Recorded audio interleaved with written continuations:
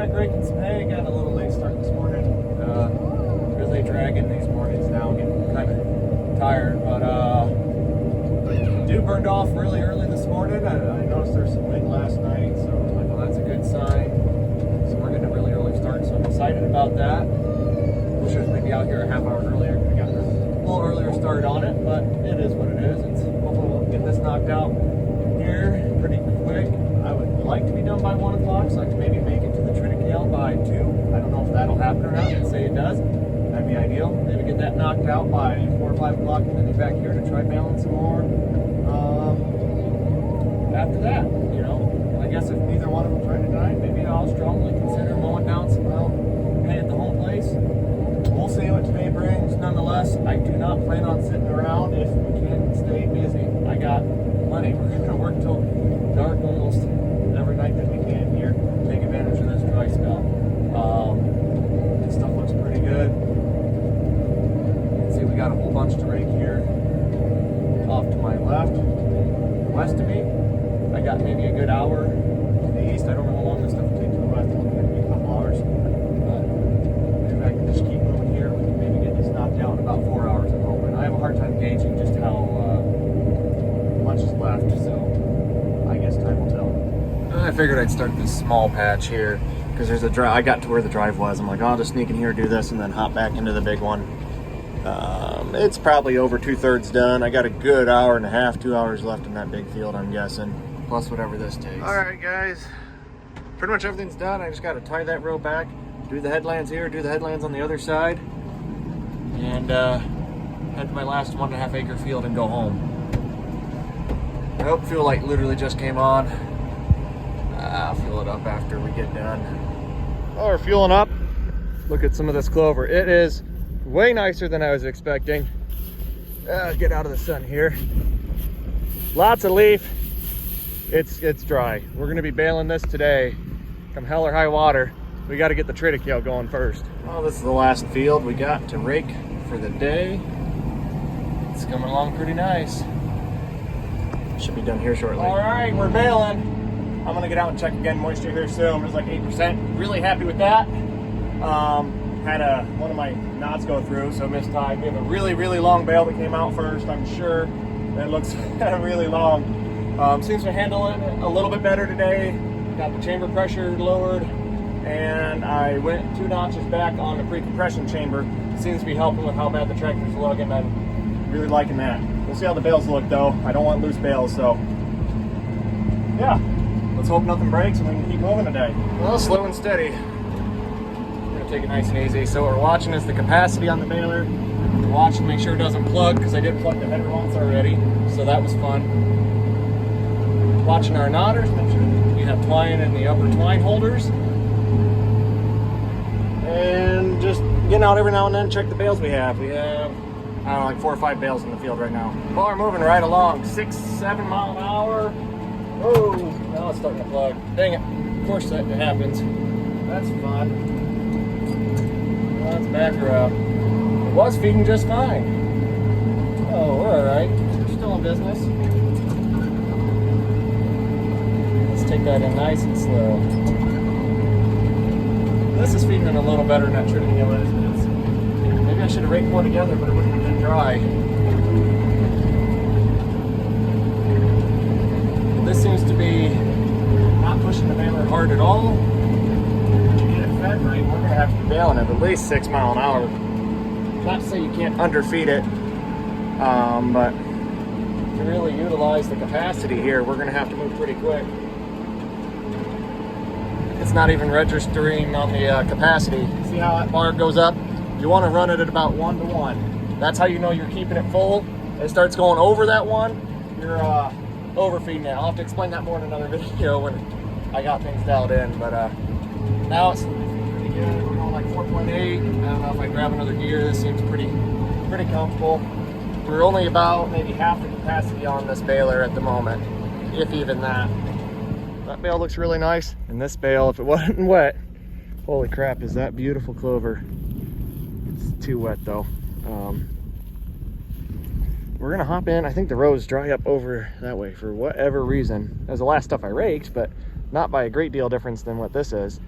So we're just gonna kick off of this row, scoot on over and see if it changes. Because I don't know where we're picking this moisture up and where it came from, but it feels dry. There's a little bit in the bottom of the windrow, I guess. That probably feels a lot drier. There's an 11. We got a string brake. There's a 6.6. I'm happy with it. We're gonna start running. 9.7. Let's get down here where it looks a little greener. 6.6. And look at that green. That's leaf. That's pretty. I mean, we're losing some leaf on it, but it's not terrible. I mean, come on, look at that for clover. Yeah, it's not a great example of it, but you can see there's plenty of leaf in it.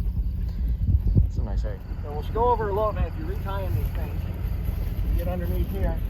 Oh. If you lose your twine on one of these needles, you've got to basically copy how everything else is. Get this twine out there. It's really dusty in here, so it really sucks when you have to do that.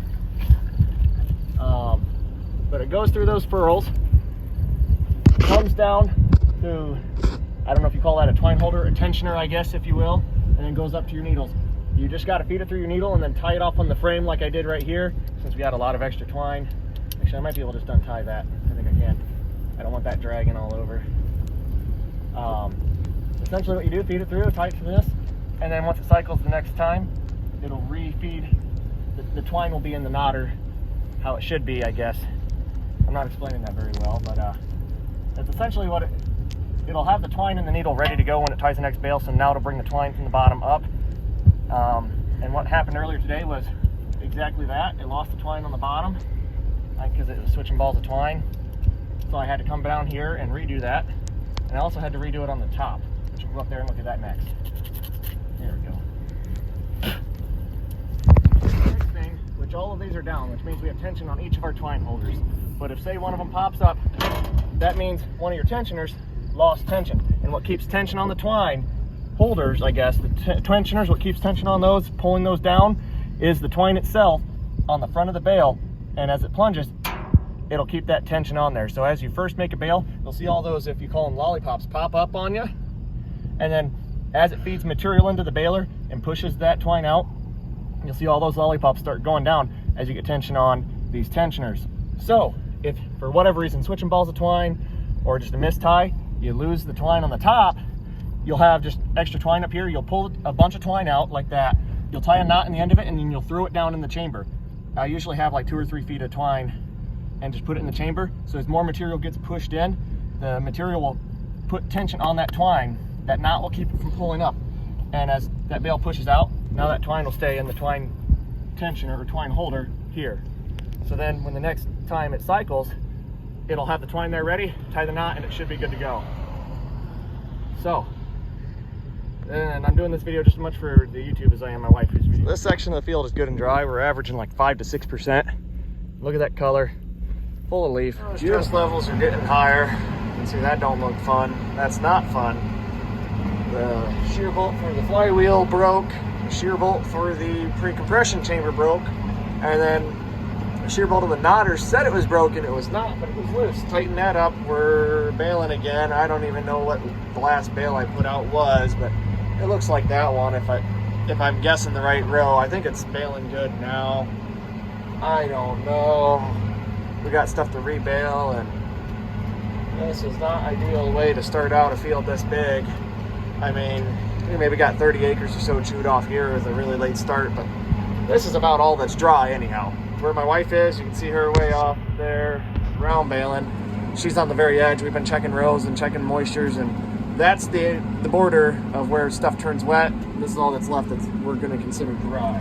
So there's only so much we can do today anyhow, but it's still not fun. It would have been nice to wrap this up quick and early and be like, all right, we're good to go. Everything's working well and no stress. We'll just go out tomorrow and bale and get her knocked out. But now we know we have issues, and at least we don't have rain, but the issues are just in the back of your mind. Oh, what else could go wrong?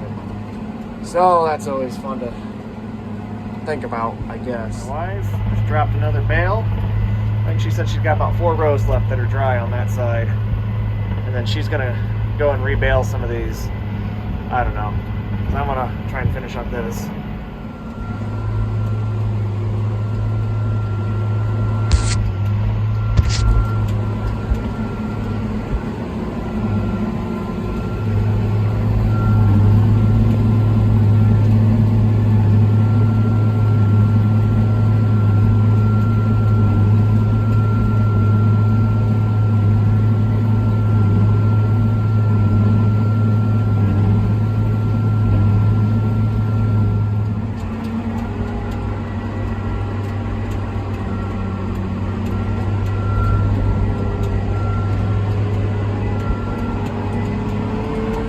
Tractor cool down. I think my wife's coming up behind me now.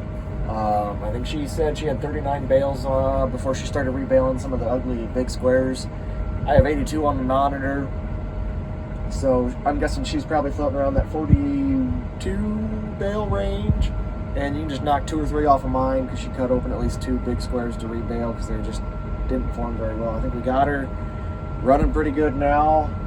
I'd say we got at least a good 30 acres knocked out. I'd hope.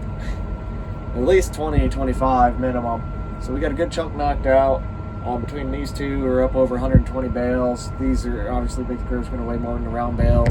They're maybe like 100 pounds heavier. I think they're like, well, we'll see what they weigh. We'll have to get them weighed here. But I'm guessing 850 pounds on these. And then hers might be 700 pounds. The round bales, that is. So, all in all, not a terrible day, but plugged up this baler a few times. That kind of sucks, but that is what it is. The triticule wasn't dry, so it's like we start baling that, made ugly bales in that before I kind of got the baler dialed in here, and it took a lot of ugly bales to get it dialed in here.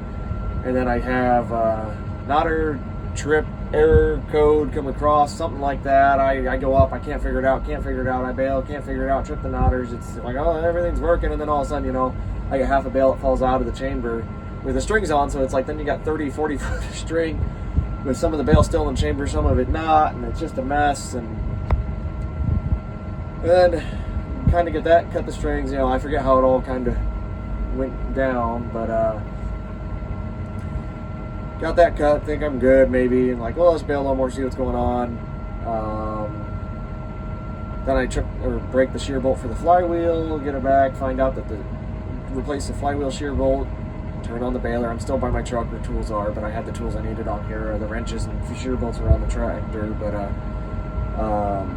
turn on PTO, and sure enough, flywheel's moving, the pickup's moving, the pre-stuffer isn't. It just keeps cycling. Well, that shear bolt was sheared for whatever reason. Replace that one. Turn it back on. It's saying knotter shear bolt's sheared. I'm like, I can see it. It's in there. I go through the whole manual. I'm like, what the heck? It's for, you know, the knotter shear bolt and the timing. I like looking at all that. I'm like, oh, I don't want to be dicking with this. Maybe there's a different shear bolt on the knotter I'm missing. Sure enough, no, it was the right one I'm looking at, and it was there, but it was loose. So it was saying it was sheared, but it was there. I just tightened it up, and we've been good since. Made some more adjustments to the pre-stuffer chamber since then to kind of get the bales where I wanted. But when I stopped doing those shear bolts, I did have to pull a bigger wrench out of the toolbox because I did adjust the brake on the pre-stuffer. I don't think that was really an issue, but I tightened that up a little bit. Yeah, it's been fun. Hopefully tomorrow goes smoother and I can just sit in the tractor and bale until my heart is content or the field is done. I'm hoping we get the field done. Hopefully we can pick up some bales in the morning, but my mornings just seem to get away from me. It's really hard getting out of bed, but yeah, we'll see what tomorrow brings. Thanks for watching. Hope you enjoyed it, and we'll catch up. That's awesome. Time. I was just coming back here to unload those wheat bales finally. It's 10 o'clock at night. Now I gotta move a tree. We only got one working light on this skid steer. I can't see what's coming in. We had a branch kind of poke through here. I caught it in time. Got this pushed out of the way. It's right in front of my fill dirt pile. We'll have to get some of that to finish backfilling the barn. We have a little bit left to do on the inside. So now I'm going to cut that up before we can finish doing the barn. I guess I got a little more dirt on the side, but oh, just the work keeps getting to be more and more. We'll see what we can get done. Let's get these bales unloaded.